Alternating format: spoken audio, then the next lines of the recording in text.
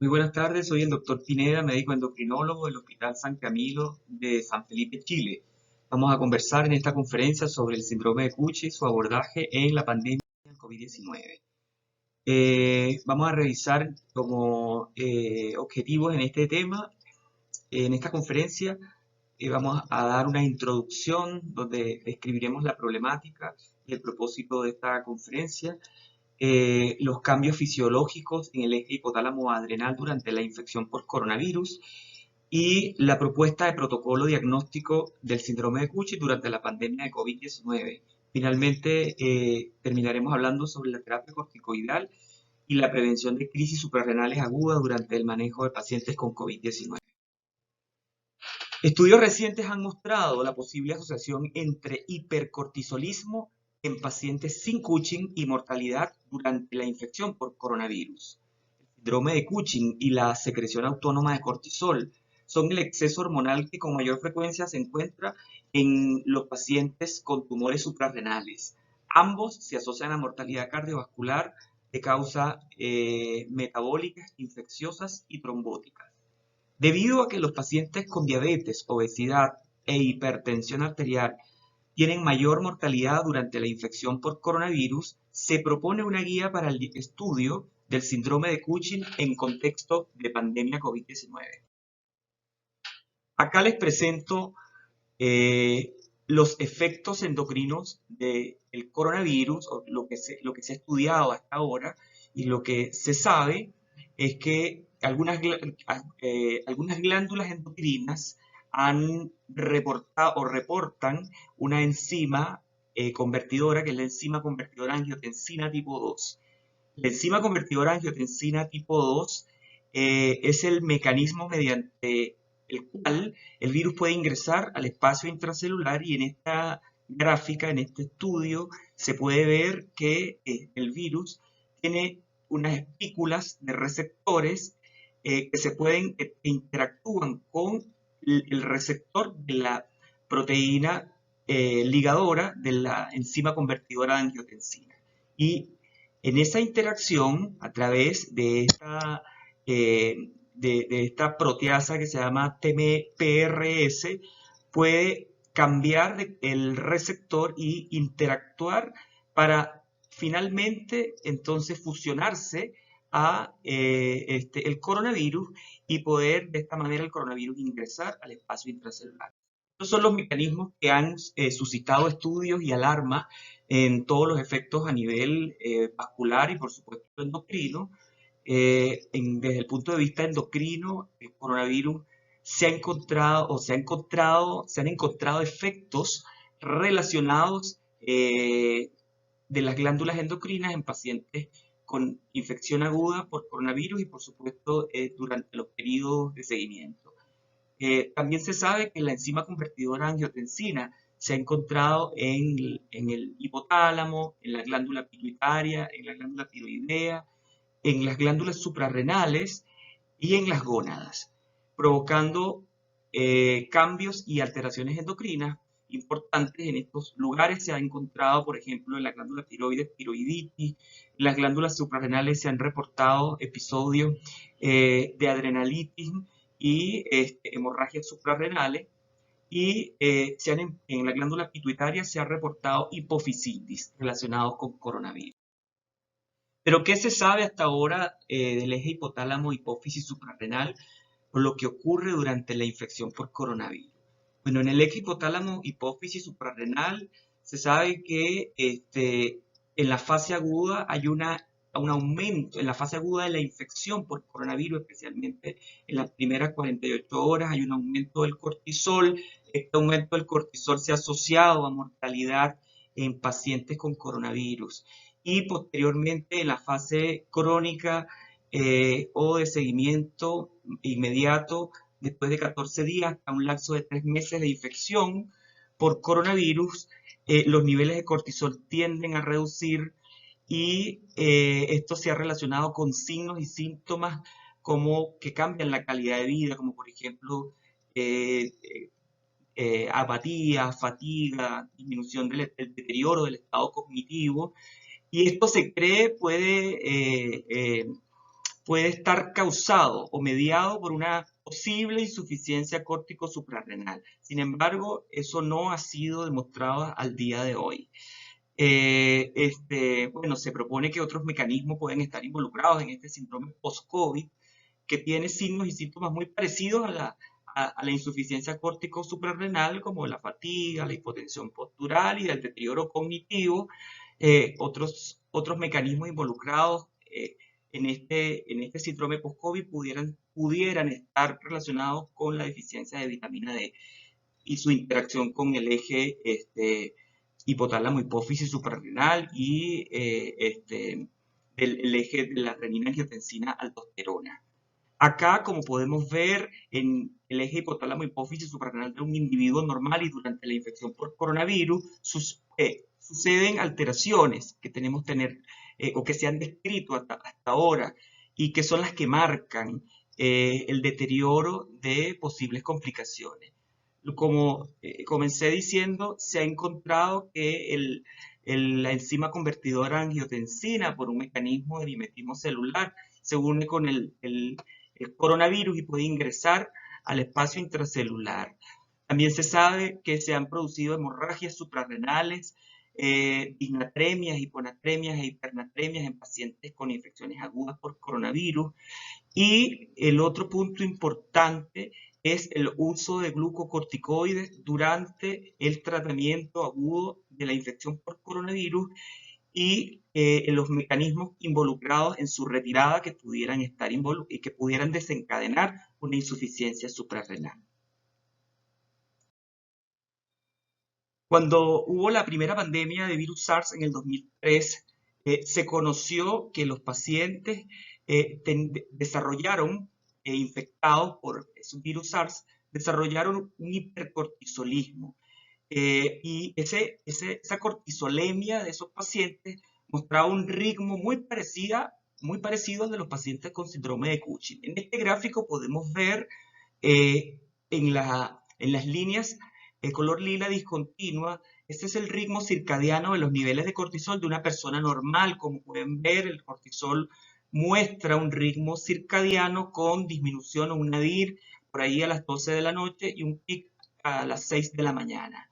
En personas con síndrome de Cushing, que sería esta línea rosada continua, tienen alteración del ritmo circadiano con aumento de los niveles de cortisol durante las 12 de la noche. Esto se encontró también en personas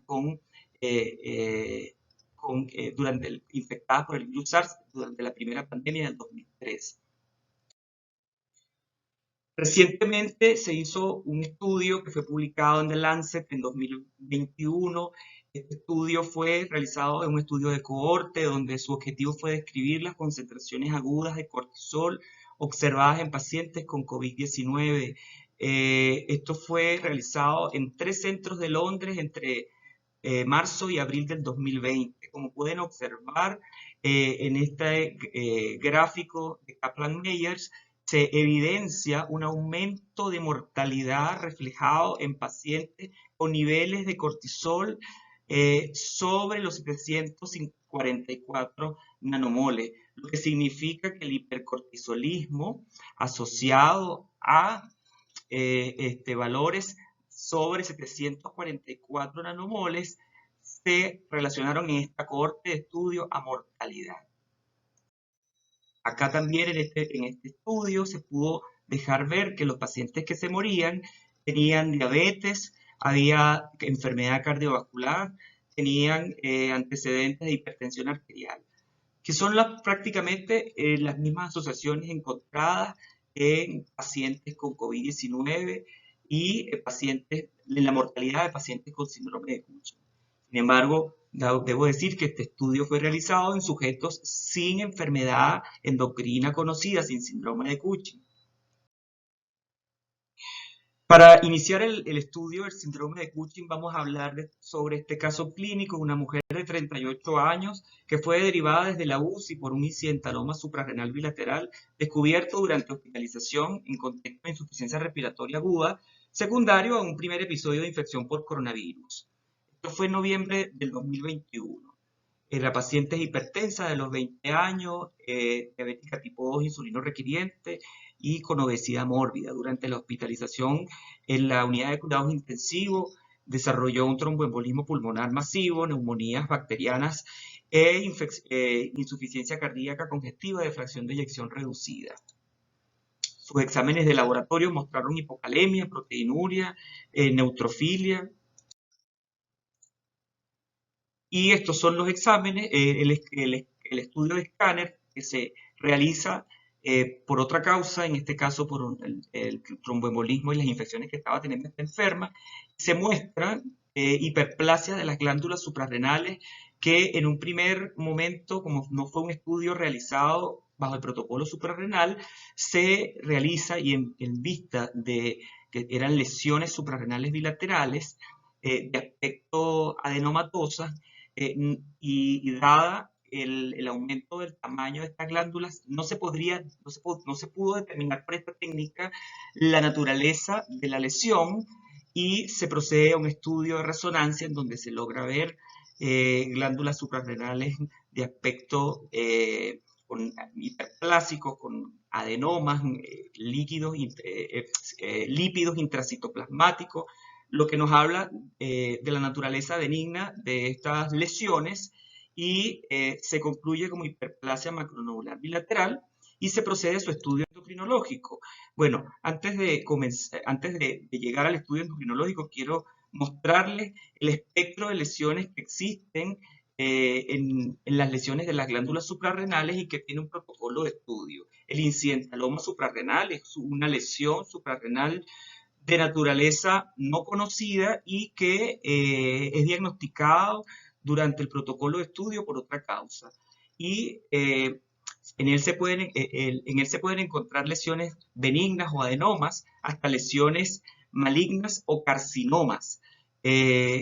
Acá ven el espectro en donde hay adenomas, el carcinoma, el feocromocitoma, las masas suprarrenales benignas, como fue nuestra paciente con hiperplasia adrenal benigna, y recientemente se han publicado diferentes guías y protocolos de estudio, que no es el objetivo de esta conferencia, del incidentaloma suprarrenal. Volviendo a nuestra paciente, se realiza el estudio endocrinológico encontrando un test de nube con 27, un cortisol libre urinario 323, ambos estudios mayor a 3 veces sobre lo normal, y los niveles de la hormona ACTH estaban suprimidos, 8 picogramos mililitros.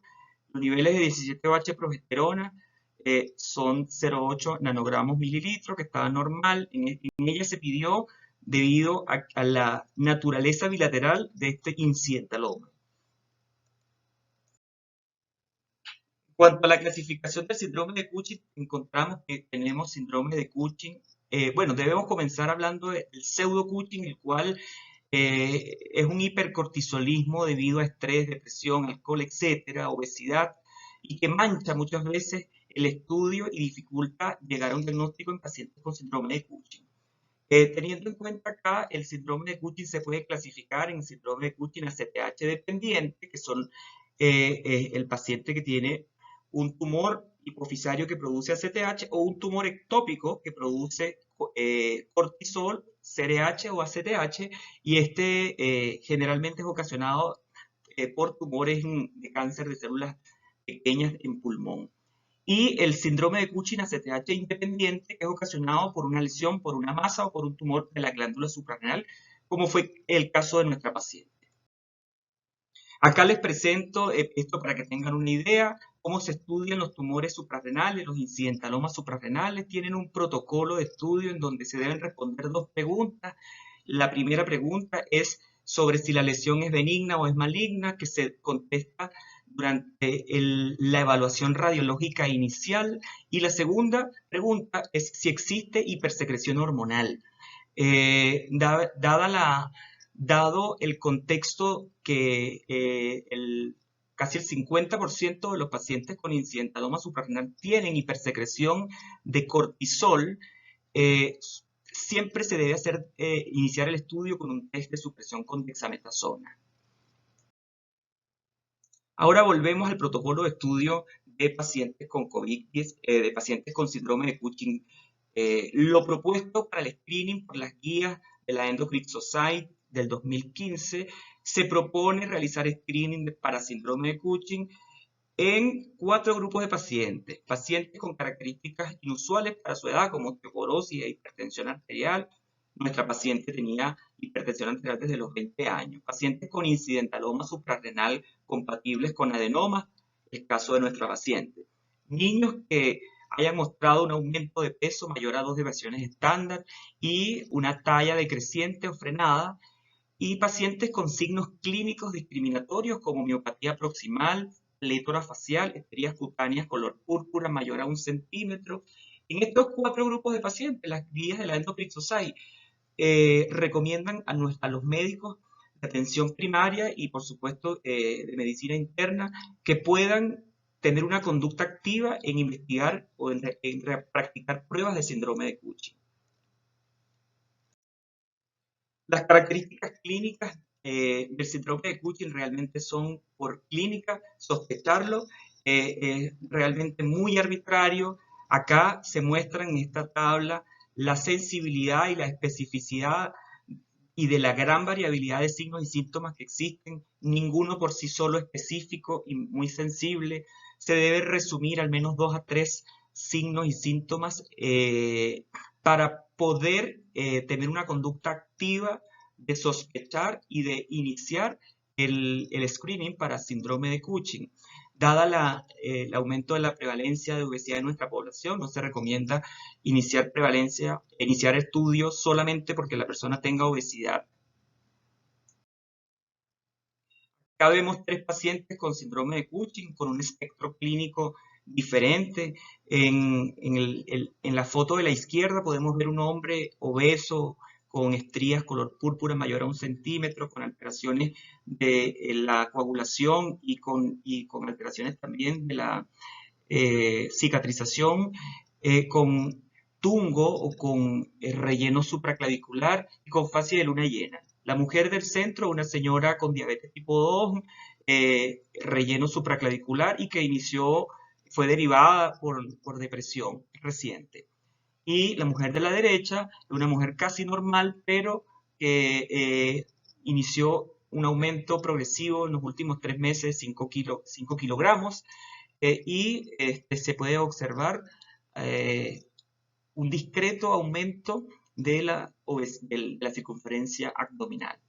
En los 3 pacientes tienen síndrome de Cushing y es para que esto lo muestro para que puedan los médicos de atención primaria tener una conducta activa en relación a investigar y los signos clínicos discriminatorios.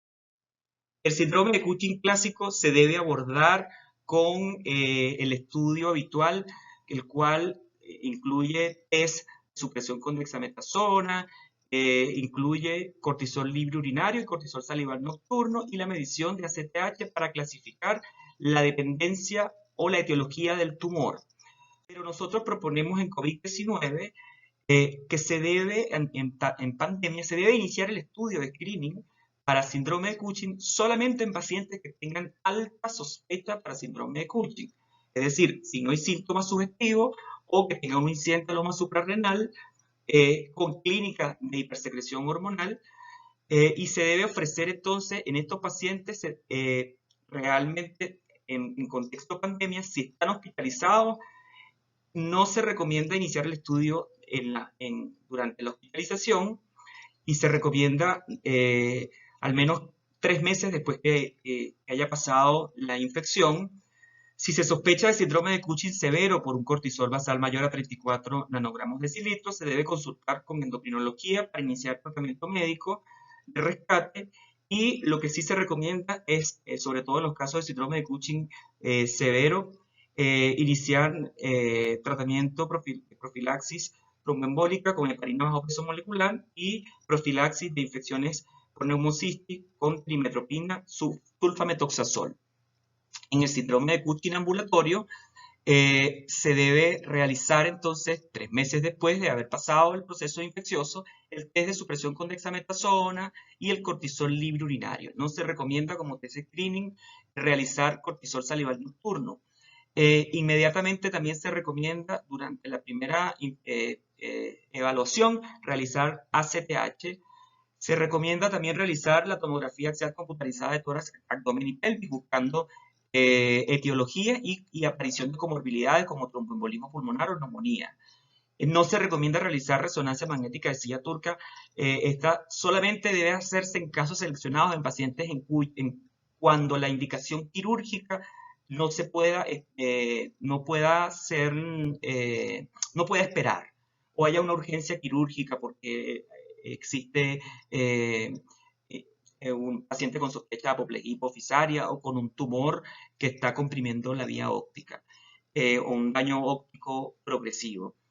En cuanto al tratamiento médico de inicio, se debe realizar, bueno, el tratamiento del síndrome de Cushing en este contexto de pandemia. El tratamiento del síndrome de Cushing en contexto habitual es quirúrgico. En contexto de pandemia se recomienda iniciar con tratamiento médico, con inhibidores de la esteroidogénesis suprarrenal con la estrategia bloqueo y reemplazo.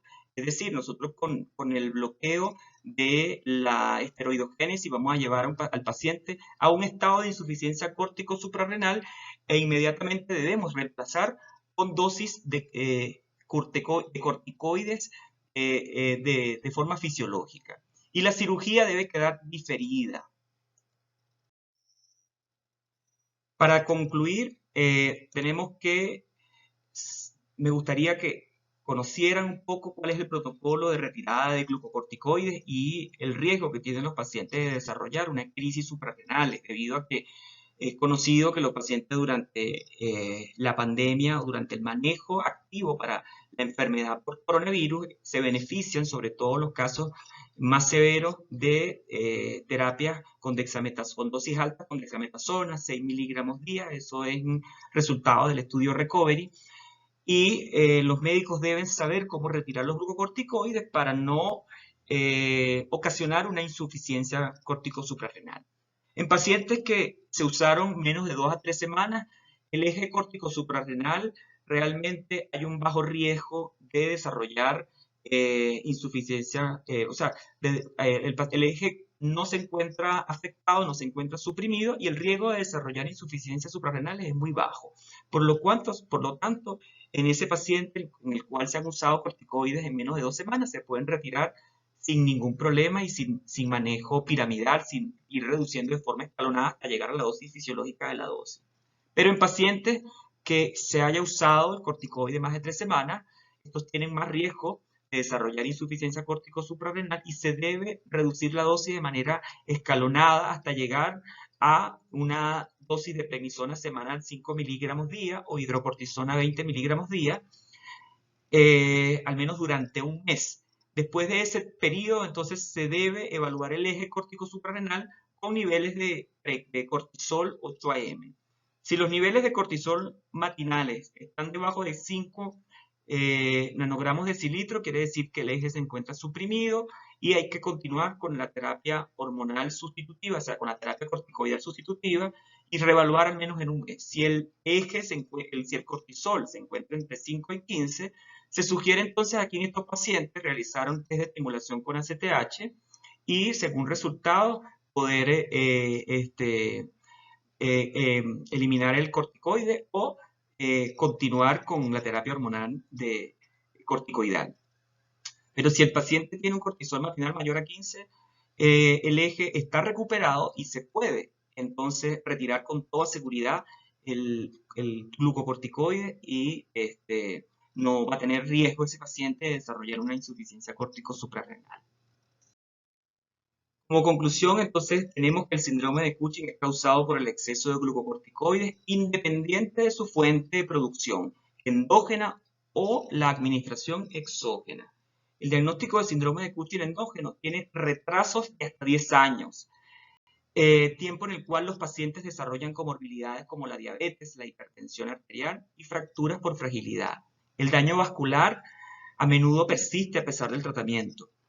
Y a pesar de la resolución quirúrgica que tienen estos pacientes, o de retirar el hipercortisolismo. El creciente número de pacientes con infección por coronavirus nos alerta a investigar las posibles complicaciones en diferentes órganos y sistemas en las etapas agudas y crónicas de la infección, especialmente las que puedan derivar en la muerte del paciente cuando el médico no tiene un alto índice de sospecha, como lo son la insuficiencia suprarrenal o el Cushing iatrogénico. Se aconseja a los equipos de atención primaria, especialidades médicas que requieren realizar indicaciones de corticoides en diferentes presentaciones con fines diagnósticos y terapéuticos, implementar estrategias que prevengan o retarden las comorbilidades derivadas de, el hipercortisolismo, como son la osteoporosis, la diabetes tipo 2 y la hipertensión arterial. Muchísimas gracias.